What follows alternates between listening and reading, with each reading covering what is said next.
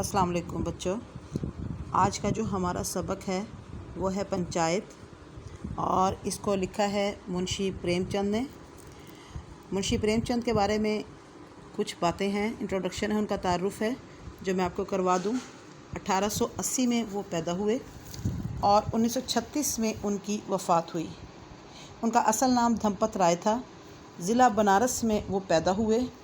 Matric का इम्तहान पास करने के बाद वो एक स्कूल में उस्ताद के तौर पर मुकर्रर हुए और फिर तालीम का साथ साथ सिलसिला जारी रखा।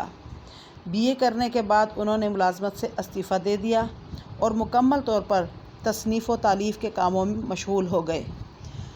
अब उसके बाद उन्होंने अपनी तहरीरों में जो बयान किया है वो अपने इलाके के रहने वाले मज़दूरों और किसानों की ज़िंदगी और उनके मसाइल के बारे में बहुत कुछ लिखा।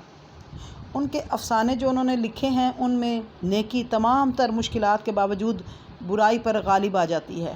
जब आप उनकी कहानियाँ पढ़ेंगे तो आपको पता चलेगा कि जितनी भी बुराई उनकी कहानियों में नज़र आती है मुआशरे में रहने वाले लोगों के साथ, आखिर में आकर नेकी जीत जाती है।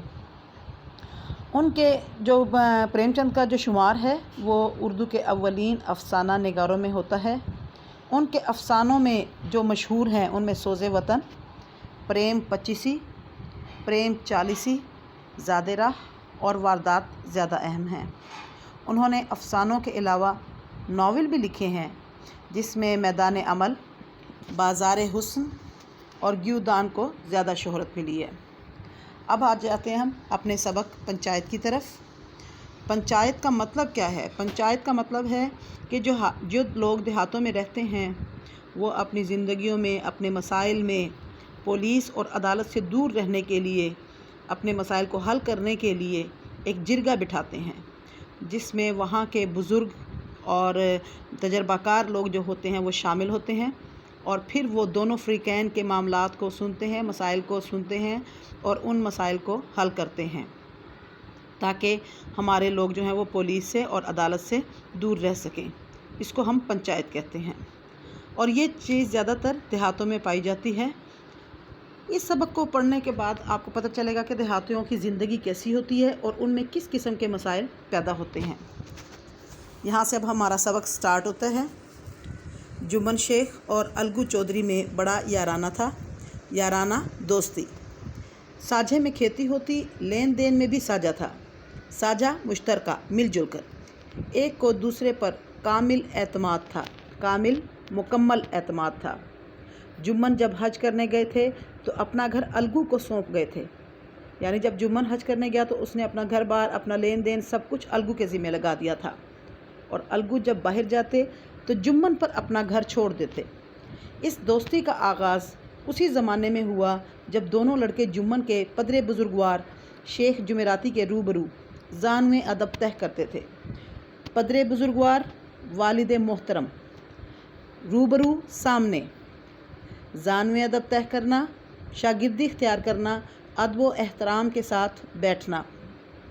यानी जुम्मन की और शेख की दोस्ती उस वक्त हुई जब जुम्मन के वालिद के पास दोनों बच्चे पढ़ा करते थे। अलगू ने उस्ताद की बहुत खिदमत की, खूब रकाबियाँ मांझी, रकाबियाँ प्लेटें मांझी, धोई, खूब प्याले धोए। उनका हुक्का दम ना लेने पाता था। जब हुक्का वो पीते थे तो वो ठंडा नहीं होता था, बार बार हुक्के को ताज़ा कर दिया करते थे। उनके बाप पुरानी वज़ा के आदमी थे। यानी जुम्मन शेख के जो वालिद थे जो पढ़ाया करते थे दोनों बच्चों को, वो पुराने तौर तरीक़ों के मालिक थे। तालीम के मुकाबले में उन्हें उस्ताद की खिदमत पर ज़्यादा भरोसा था। अलगू समझते थे कि तालीम हासिल करने से ज़्यादा उस्ताद की मैं खिदमत करूँगा तो ज़िंदगी में कामयाब हो जाऊँगा। वो कहा करते थे उस्ताद की दुआ चाहिए। जो कुछ होता है फैज़ से होता है। फैज़ यानी फ़ायदा हो, सखावत हो, तब जाकर इंसान कामयाब होता है, जब इंसान दूसरों को फ़ायदा पहुँचाए। और अलगू पर उस्ताद के फैज़ या दुआओं का असर ना हुआ तो उसे तस्कीन थी कि तहसील इल्म का कोई दकीका उसने फ़रोग़-गुज़ाश्त नहीं किया। अगर अलगू को तालीम हासिल करने में कोई दिक्कत पेश आ रही थी वो तालीम हासिल ना कर सका तो उसे इस बात का यकीन था कि उसने अपने उस्ताद की खिदमत करने में या इल्म हासिल करने में उसने कोई कमी नहीं छोड़ी। दकीका फ़रोग़-गुज़ाश्त ना करना, कोई कसर ना छोड़ना, कोई कमी ना छोड़ना। علم اس کی تقدیر ہی میں نہ تھا، یعنی علم حاصل کرنا اس کی قسمت میں نہیں تھا۔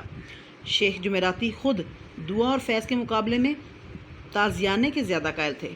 اب جو جمن شیخ کے والد تھے وہ کیا کہتے تھے کہ دعا اور فائدہ پہنچانے کے مقابلے میں بچے کو ڈنڈے سے مارا جائے تب زیادہ بچہ تعلیم حاصل کرتا ہے، تازیانہ ڈنڈا، اور جمن پر اس کا بے دریغ استعمال کرتے تھے۔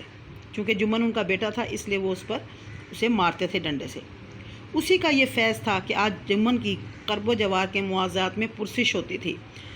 قرب و جوار آس پاس کے علاقے، موازات، موزہ کی جمع ہے، موزہ کہتے ہیں گاؤں میں۔ پرسش ہونا، پوچھ تاچھ ہونا، اپنی ہنسی خوشی غم میں لوگ جمن کو بلایا کرتے تھے۔ شیخ جمن کی ایک بوڑھی بیوہ خالہ تھی، ان کے پاس کچھ تھوڑی سی ملکیت تھی، ملکیت جائیداد، مگر غریب کا کوئی وارث نہ تھا، یعنی اس کا کوئی بھانجا بھتیجا کوئی بھی نہیں تھا۔ جمن نے وعدے وعید کے سبز باغ دکھا کر خالہ اماں سے وہ ملکیت اپنے نام کرا لی تھی۔ سبز باغ دکھانا محاورہ ہے دھوکہ دینا، اور وہ جائیداد اپنے نام کروا لی تھی۔ جب تک حبہ نامہ پر رجسٹری نہ ہوئی تھی خالہ جان کی خوب خاطرداریاں ہوتی تھیں۔ حبہ نامہ تحفہ، خیرات، بخشش، ٹھیک ہے۔ جب تک اس کی پکا کام نہیں ہوا تھا، رجسٹری نہیں ہوئی تھی، وہ خالہ جان کی خوب خدمت کرتا تھا۔ خوب میٹھے لقمے چٹپٹے سالن کھلائے جاتے تھے، یعنی میٹھا بھی پکایا جاتا تھا، حلوہ وغیرہ بنا کر اس کو کھلاتے تھے، اور پھر اس کے بعد اس کو روٹی سالن بھی دیتے تھے۔ مگر پگڑی کی مہر ہوتے ہی اس کی خاطرداریوں پر بھی مہر ہو گئی۔ پگڑی کی مہر یعنی پیسے وغیرہ جب پکا کام ہو گیا تو تب اس نے کیا کیا، اس کی خاطرداری جو وہ کرتا تھا وہ بھی ختم کر دی۔ جمن کی اہلیہ بی فہمین نے رفتہ رفتہ سالن کی مقدار روٹیوں سے کم کر دی۔ جمن کی اہلیہ کہتے ہیں بیوی کو، اس کا نام تھا بی فہمین۔ اس نے آہستہ آہستہ کیا کیا کہ سالن کم کر دیا اور روٹیاں زیادہ دینا شروع کر دی۔ کچھ دنوں تک تو خالہ جان نے اور دیکھا، مگر جب برداشت نہ ہوئی تو جمن سے شکایت کی۔ جمن صلح پسند آدمی تھا، اب اس معاملے میں مداخلت کرنا مناسب نہ سمجھا۔ مداخلت کرنا، دخل اندازی کرنا۔ کچھ دن تو رود ہو کر کام چلا۔ آخر ایک روز خالہ نے جمن سے کہا، بیٹا تمہارے ساتھ میرا نباہ نہ ہوگا، نباہ گزارا، تم مجھے روپے دے دیا کرو، میں اپنا الگ پکا لوں گی۔ جمن نے بے اتنائی سے جواب دیا، روپیہ کیا یہاں پھلتا ہے؟ بے اتنائی سے، بے رخی سے خالہ جان نے بگڑ کر کہا، بگڑ کر ناراض ہو کر، تو مجھے نان نمک چاہیے یا نہیں؟ نان نمک، روٹی سالن۔ جمن نے مظلومانہ انداز سے جواب دیا، چاہیے کیوں نہیں، میرا خون چوس لو۔ کوئی یہ تھوڑے ہی سمجھتا تھا کہ تم خواجہ خضر کی حیات لے کر آئی ہو۔ خضر علیہ السلام کی جو عمر تھی وہ بہت زیادہ تھی، تو انہوں نے طنز کے طور پر خالہ سے کہا کہ میں یہ تھوڑا سمجھتا تھا کہ تم اتنی لمبی زندگی جیو گی۔ خالہ جان اپنے مرنے کی بات نہیں سن سکتی تھیں، جامے سے باہر ہو کر پنچایت کی دھمکی دی۔ جامے سے، آپے سے، بچے گاؤں کے لوگ جو ہوتے ہیں وہ پنچایت سے بہت زیادہ خوفزدہ ہوتے ہیں کہ 4 لوگوں میں ان کی بے عزتی ہوگی۔ جمن ہنسے، وہ فاتحانہ ہنسی جو شکاری کے لبوں پر ہرن کو جال کی طرف جاتے ہوئے دیکھ کر آتی ہے۔ جب ہرن جال کی طرف جاتا ہے تو شکاری خوش ہوتا ہے کہ اب شکار میرے ہاتھ میں آ گیا۔ اسی لیے جمن کو بھی خوشی ہوئی کہ خالہ جان نے جو پنچایت کی دھمکی دی ہے تو پنچایت میں جو لوگ بھی شامل ہوں گے وہ سب کے سب میری بہت زیادہ عزت کرتے ہیں، وہ میرے خلاف فیصلہ نہیں دیں گے۔ ہاں ضرور پنچایت کرو، فیصلہ ہو جائے، مجھے بھی دن رات کا وبال پسند نہیں۔ وبال، مصیبت، جھگڑا۔ پنچایت کی صدا کس کے حق میں اٹھے گی؟ صدا، آواز۔ اس کے متعلق شیخ جمن کو اندیشہ نہیں تھا۔ اندیشہ، خوف، پریشانی، شک۔ کرب و جوار میں ایسا کون تھا جو ان کا شرمندہ منت نہ ہو؟ کرب و جوار آس پاس کے علاقے میں، ان میں ایسا کون تھا جو ان کے احسان تلے نہ دبا ہو؟ یعنی ہر کسی پر انہوں نے کچھ نہ کچھ احسان کیا ہوا تھا۔ کون تھا جو ان کی دشمنی کو حقیر سمجھے؟ یعنی کوئی ان سے دشمنی مول نہیں لے گا۔ کس میں اتنی جرت تھی جو ان کے سامنے کھڑا ہو سکے؟ یعنی کسی کی اتنی مجال نہیں تھی کہ جمن شیخ کے خلاف فیصلہ دے سکے یا ان کے خلاف کوئی بات کر سکے۔ آسمان کے فرشتے تو پنچایت کرنے آئیں گے نہیں۔ اس کے بعد کئی دن تک بوڑھی خالہ لکڑی لیے آس پاس کے گاؤں کے چکر لگاتی رہیں۔ کمر جھک کر کمان ہو گئی تھی، کمان یعنی مڑ گئی تھی۔ ایک قدم چلنا مشکل تھا، مگر بات آ پڑی تھی، مسئلہ پیدا ہو گیا تھا، اس کا تصفیہ ضروری تھا۔ تصفیہ، فیصلہ۔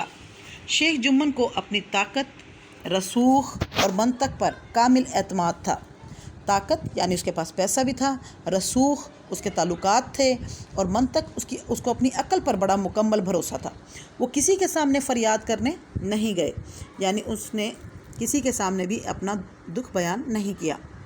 بوڑھی خالہ نے اپنی دانست میں تو گریہ زاری کرنے میں کوئی کسر نہ اٹھا رکھی۔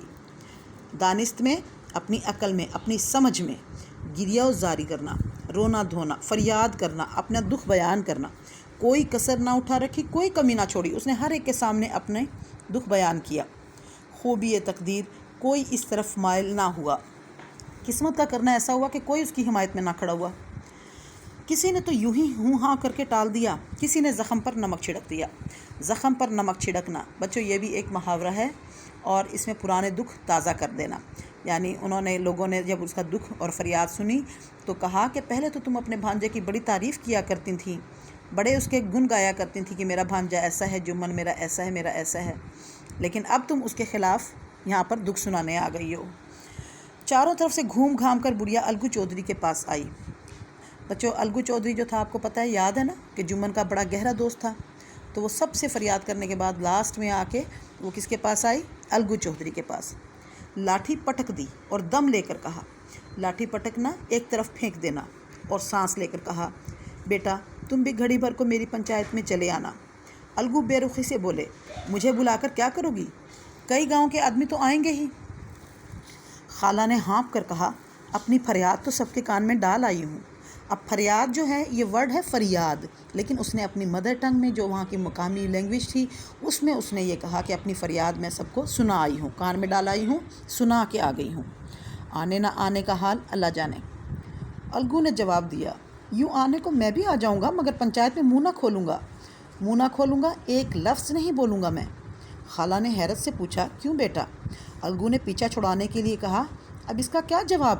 اپنی اپنی طبیعت، جمن میرے پرانے دوست ہیں، اس سے بگاڑ نہیں کر سکتا، یعنی میری گہری دوستی ہے جمن کے ساتھ، میں اس کے ساتھ اپنی دوستی خراب نہیں کروں گا۔ خالہ نے تاک کر نشانہ مارا۔ تاک کر نشانہ مارنا، موقع محل کی مناسبت سے فوراً جواب دینا۔ بیٹا کیا بگاڑ کے ڈر سے ایمان کی بات نہ کہو گے؟ یعنی اپنے جھگڑے کی وجہ سے کیا تم سچ اور حق انصاف کی بات نہیں کرو گے؟ شام کو ایک پیڑ کے نیچے پنچایت بیٹھی، ٹاٹ بچھا ہوا تھا، حقہ پانے کا بھی انتظام تھا۔ یہ سب شیخ جمن کی مہمان نوازی تھی، یعنی شیخ جمن نے مہمان نوازی کی تھی۔ وہ خود الگو چودھری کے ساتھ دور بیٹھے حقہ پی رہے تھے۔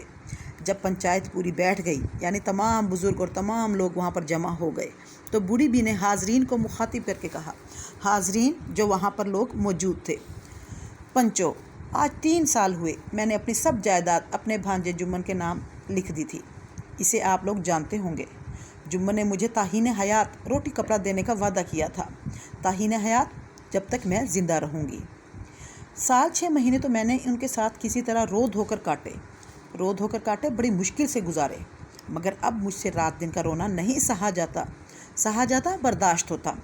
مجھے پیٹ کی روٹیاں تک نہیں ملتی، پیٹ کی روٹیاں یعنی پیٹ بھر کر کھانا نہیں ملتا۔ بے کس بیوہ ہوں، بے کس مجبور، بیوہ ایسی خاتون جس کا شوہر فوت ہو جائے، تھانہ کچہری کر نہیں سکتی، سوائے تم لوگوں کے اور کس سے اپنا دکھ درد روں؟ کہتے ہیں کہ تھانہ کچہری عدالت میں اور پولیس کے چکروں میں بوڑھی عورت نہیں پڑ سکتی، میں تم لوگوں سے ہی اپنا دکھ درد بیان کروں گی اور تم سے ہی اپنے مسئلے کا حل چاہتی ہوں۔ تم لوگ جو راہ نکال دو اس راہ پر چلوں، یعنی جو تم فیصلہ کر دو گے میں اسی فیصلے کو مان لوں گی۔ اگر میری برائی دیکھو میرے منہ پر تھپڑ مارو، جمن کی برائی دیکھو تو اسے سمجھاؤ۔ اب دیکھیں خالہ نے اپنے لیے ورڈ استعمال کیا کہ میرے منہ پر تھپڑ مارو، جبکہ جمن کے لیے کیا کہا کہ اگر اس کی برائی دیکھو تو اسے سمجھاؤ، یہ نہیں کہا کہ اس کے منہ پر بھی تھپڑ مارو، اس طرح تو دشمنی بڑھتی ہے نا بچوں۔ کیوں ایک بے کس کی آہ لیتا ہے؟ بے کس مجبور، آہ لینا بد دعا لینا۔ جمن نے حاضرین پر ایک اڑتی ہوئی رام دھن مصر بولے، جمن میاں پنچ کسے بدتے ہو ابھی سے طے کر لو۔ رام دھن مصر وہ بھی ایک بزرگ کا نام ہے، پنچوں میں ان کا شمار ہوتا تھا، تو انہوں نے جمن سے کہا، پنچ کسے بدتے ہو یعنی کسے چنتے ہو، کسے منتخب کرتے ہو بزرگوں میں سے جو تمہارے مسئلے کا حل تلاش کر سکے یا مسئلے کو حل کر سکے۔ جمن نے حاضرین پر ایک اڑتی ہوئی نگاہ ڈالی، دلیرانہ انداز سے کہا، خالہ جان جسے چاہیں پنچ بنائیں، مجھے عذر نہیں۔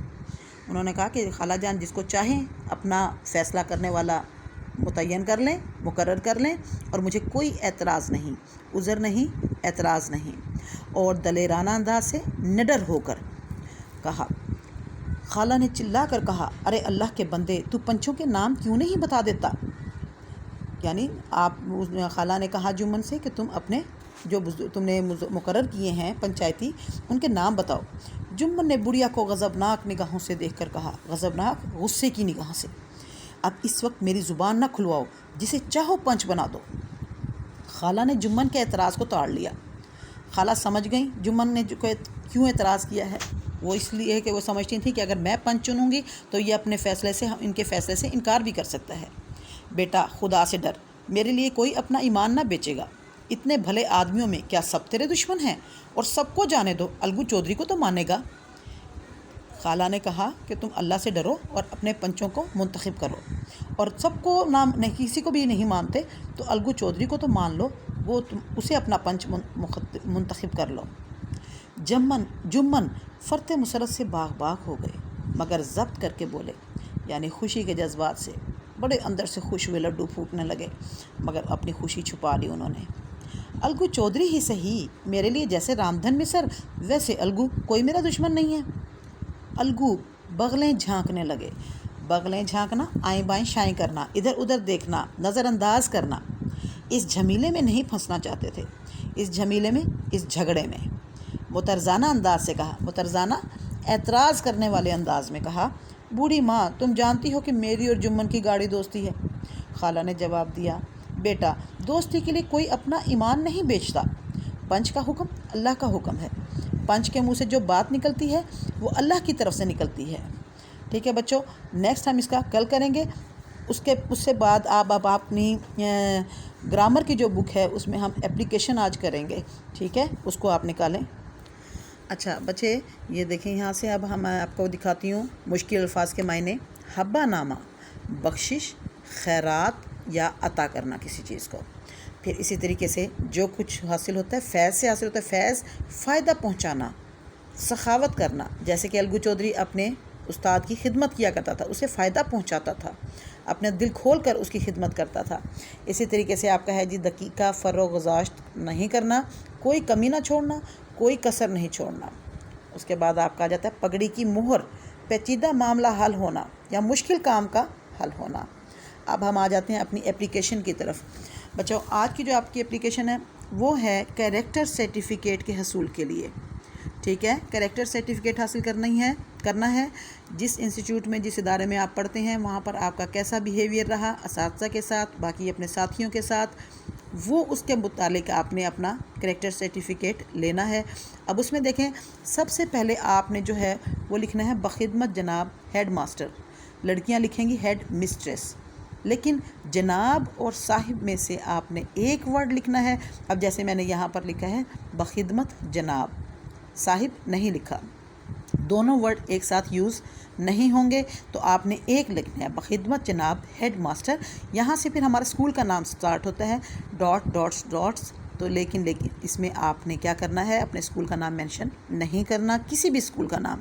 لڑکے ہیڈ ماسٹر لکھیں گے جبکہ لڑکیاں ہیڈ مسٹریس لکھیں گی، ٹھیک ہے۔ اور اس کے بعد اسکول لکھیں گے آپ یہاں پر، جیسے علامہ اقبال ہائر سیکنڈری اسکول، علامہ اقبال ہائر سیکنڈری ڈاٹس کی جگہ، اور اسکول آ گیا۔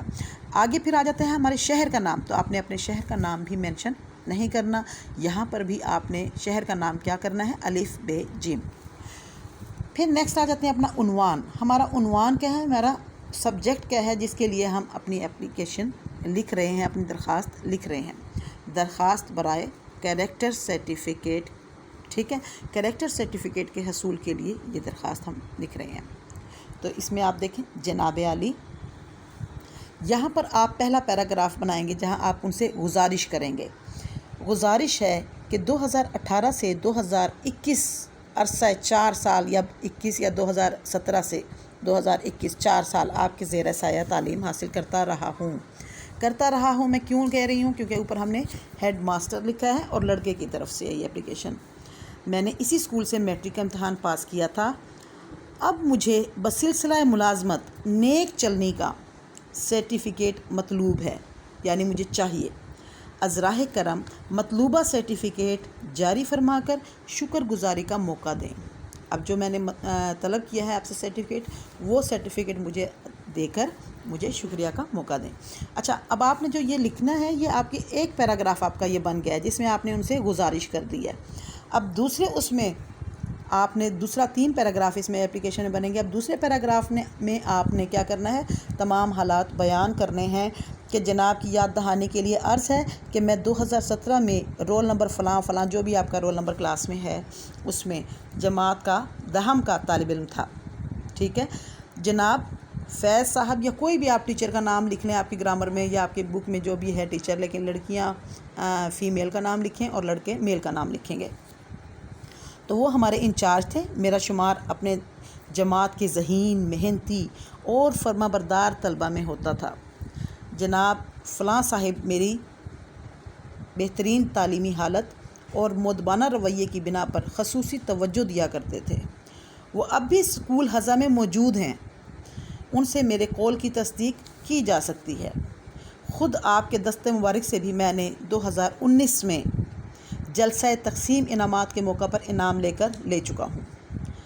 اسکول کے امتحان میں ہمیشہ نمایاں کامیابی حاصل کرتا رہا ہوں اور اب میٹرک کے امتحان میں بھی آپ کی دعاؤں سے A گریڈ میں پاس کیا ہے۔ جہاں تک کھیلوں کا تعلق ہے، میں اسکول کی فٹ بال ٹیم کا باقاعدہ ممبر رہا ہوں اور کئی میچوں میں حصہ لے چکا ہوں۔ فٹ بال ٹیم کے جن کھلاڑیوں کی تعریف ہمارے PTI صاحب اکثر کیا کرتے تھے، ان میں میرا نام بھی شامل ہے۔ اب اس کے بعد آپ کا یہ دوسرا پیراگراف بن گیا۔ پھر تیسرے پیراگراف میں آپ نے پھر سٹارٹ لینا ہے یہاں سے تیسرا پیراگراف، اور اس میں آپ نے لکھنا ہے کہ جناب آپ کی زر نوازی ہے، امید ہے کہ آپ میرے مدرجہ بالا کوائف کو مد نظر رکھتے ہوئے آپ میرا یہ عمدہ چال چلن کا جو تصدیق نامہ ہے یا کریکٹر سرٹیفکیٹ ہے وہ مجھے عطا فرما کر مجھے شکر گزاری کا موقع دیں گے یا شکریہ کا موقع دیں گے۔ پھر آپ نے درمیان میں یہاں پر آپ نے لکھنی ہے آپ کی عین نوازش ہوگی۔ العارض، العارض کا مطلب ہوتا ہے بچوں درخواست دینے والا، درخواست گزار۔ اب درخواست گزار ہے، یہاں پر بھی آپ نے اپنا نام مینشن نہیں کیا، جیسے ہم نے اوپر اسکول کا نام یا شہر کا نام مینشن نہیں کیا، اسی طریقے سے ہم نیچے بھی اپنا نام مینشن نہیں کریں گے۔ ٹھیک ہے، یہاں پر آپ لکھیں گے العارض الف ب ج جماعت ہشتم۔ اپنی کلاس ضرور مینشن کریں، کیونکہ کلاس مینشن کیے بغیر نہیں پتہ چلتا کہ کس کلاس کا بچہ ہے اور کس کو یہ چاہیے۔ تو ہشتم کوئی بھی مینشن کر سکتا ہے، اس میں آپ کی کوئی قباحت نہیں ہے اس میں مینشن کرنے میں۔ اچھا، پھر اس کے ساتھ آپ جہاں پر العارض لکھ رہے ہیں اسی جگہ رائٹ سائڈ پر آپ آ جائیں سیدھی طرف، یہاں پر آپ نے لکھنا ہے مورخہ، یعنی تاریخ کیا ہے جس تاریخ کو یہ اپلیکیشن لکھی گئی۔ بعض اوقات ایسا ہوتا ہے کہ بچوں لوگ جو ہیں اپلیکیشن دیتے ہیں تو اس پر ڈیٹ مینشن نہیں کرتے، اور ڈیٹ مینشن نہ ہونے کی وجہ سے اپلیکیشن کو پھاڑ کر پھینک دیا جاتا ہے کہ پتہ نہیں کتنی پرانی ہے، پتہ نہیں کب کی ہے، کس طرح ہے، تو لہٰذا وہ کام کی نہیں ہوتی۔ جب تک آپ اس پر تاریخ نہیں لکھیں گے اس وقت تک وہ اپلیکیشن ویلڈ نہیں ہوگی۔ تو لہٰذا اپنی اپلیکیشن کو مؤثر بنانے کے لیے یا اس کا پازیٹیو رزلٹ لینے کے لیے آپ کیا کرنا ہے، وہاں پر اپنی جو تاریخ ہے وہ ضرور اس پر مینشن کریں، 13 ستمبر 2021۔ اگر آپ یہ والی مینشن نہیں کر سکتے اور دوسری مینشن کر سکتے ہیں یہ والی 2021، تو اس میں بھی کوئی برائی نہیں ہے، 13 ستمبر 2021 آپ اس طرح بھی لکھ سکتے ہیں، لیکن اس کے لیے بھی ضروری ہے کہ آپ نے اسی طریقے سے لکھنی ہے۔ آپ جس طرح میں نے آپ کو بتایا، یہ نہ ہو کہ آپ کسی اور طریقے سے لکھیں یا پھر غلط ہو جائے۔ ٹھیک ہے بچوں، یہ آپ کا ہوم ورک بھی ہے، آپ نے گھر سے اس کو اپلیکیشن کو لکھنا بھی ہے اور تیار بھی کرنا ہے۔ آپ کو یاد بھی ہونی چاہیے 3 پیراگراف بنانے کے، پہلے پیراگراف میں کیا لکھنا ہے، دوسرے میں کیا لکھنا ہے اور تیسرے میں کیا لکھنا ہے۔ یہ اپلیکیشن آپ نے گھر کے کام کے لیے آپ کو ملے گی، جیسے ہی اسکول اوپن ہوں گے، کالج اوپن ہوں گے تو آپ کا یہ کام چیک کیا جائے گا۔ اور اسی طریقے سے یہ مشکل الفاظ کے جو معنی ہیں یہ آپ نے تیار کرنے ہیں، کیونکہ جب تک آپ کو یہ مشکل الفاظ کے معنی نہیں آئیں گے آپ کا جو چیپٹر ہے، جو سبق ہے پنچایت، اس کا مطلب آپ کو سمجھ نہیں آئے گا۔ تو رٹا تو آپ نے نہیں لگانا، آپ نے تیار کرنا ہے اس کو۔ تو یہ الفاظ معنی آپ تیار کریں گے انشاءاللہ۔ کل کے لیکچر میں میں آپ کو شارٹ کوسچن بھی لکھواؤں گی، تو وہ شارٹ کوسچن آپ نے تیار کرنے ہیں۔ اس کے علاوہ ایک دستہ آپ اردو کا بنائیں گے، اس پہ آپ ڈیلی کا کام کریں گے، اور ڈیلی کا کام لیکچر جو میں دے رہی ہوں اس کے مطابق اس کو تیار کریں گے، اور مجھے پھر اسکول کھلنے پر چیک کروائیں گے۔ ٹھیک ہے بچوں، اللہ حافظ۔